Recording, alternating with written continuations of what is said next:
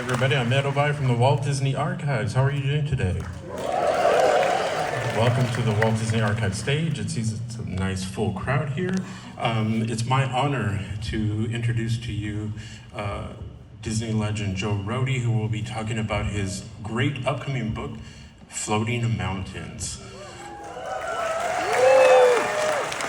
40-year career with Walt Disney Imagineering. So without further ado, I'd like to welcome from Disney Plus, Lisa Cabello, and Disney legend Joe Rhode.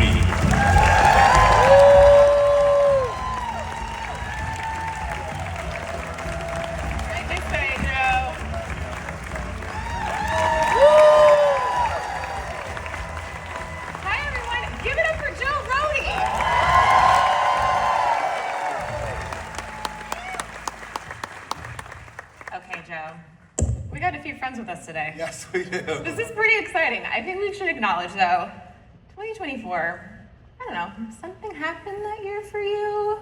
Yes, it did. D23 legend status. Let's start there because now we're back, but I kind of want to fill in the blanks a little bit. So well-deserved, just so excited as a fan of yours. What was that like for you? Like, when did you get the call? What did that feel like? Bring us into that.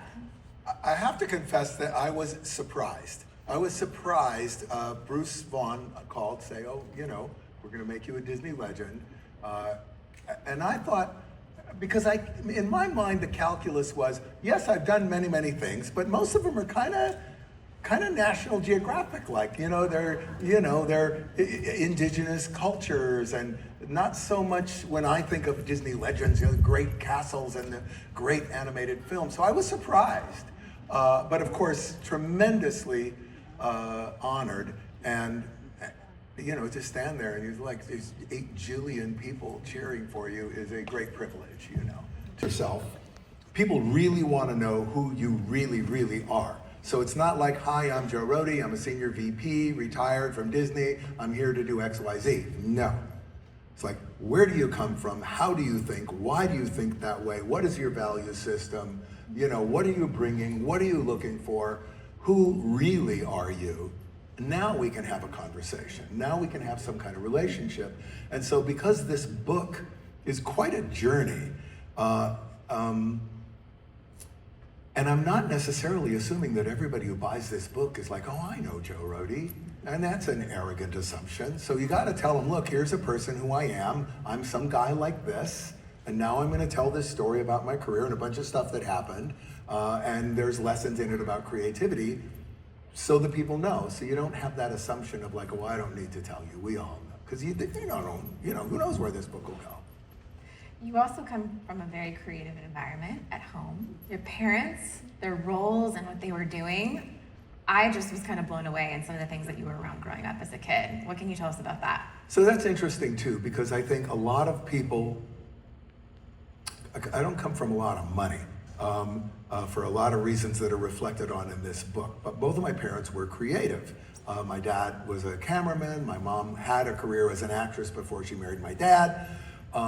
So some people who become creative grow up in a household where, especially the kind of household I grew up in, where someone's saying, you're going to be a doctor, you're going to be a lawyer, you're going to go to college and get a degree, and you're going to get a job that pays money so you have a house that's nicer than this. Oh, yes. This is the famous tiger story. Most of you probably know this tiger story, I have to imagine. It's rather... So you have to remember... By the way, a lot of this book has to do with this thing of like creative, any form of organization, team organization, social organization, municipal organization. The organization itself exists in part to preserve itself. And so creative enterprises usually involve some form of growth or mutation or change. Right? So the initial response is usually, well, that doesn't match. That's not part of the system. We have a system, this is the system. That's not part of the system, that's some other thing. And so there's work to do to figure out how can I get a thing that grows and mutates and changes to integrate into a thing that also has an instinct of self-preservation, which is legitimate business. That's really a real problem, right? So when Animal Kingdom was first being proposed, it had very little support. People thought, we can't do this, you know, zoos, it's a totally different business plan, we'll never be able to do it, blah, blah, blah. And we came to this moment where the crux of this argument was around what is so exciting about animals? Why is this exciting?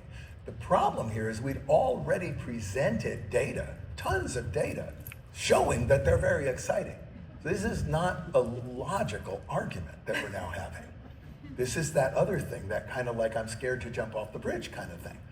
And so we're like, we're gonna have to bring an animal into this meeting. And so there are many, many stories that you can find. You can go look online and you can find the most insane stories in the world about this tiger thing, which I would never repeat, ever, ever, never, never, never. But eventually, the part that is, what would you call it? Not disobedient, because we didn't ask.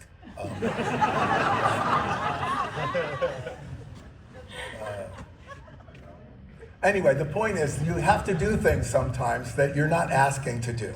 And so we brought the tiger to this meeting with Michael Eisner and pretty much the entire leadership of the company to make a point that the presence of animals is exciting, and it's not a logical point, it's an experiential point. But we did not ask to do it. We did not tell anyone we were doing it, we just did it.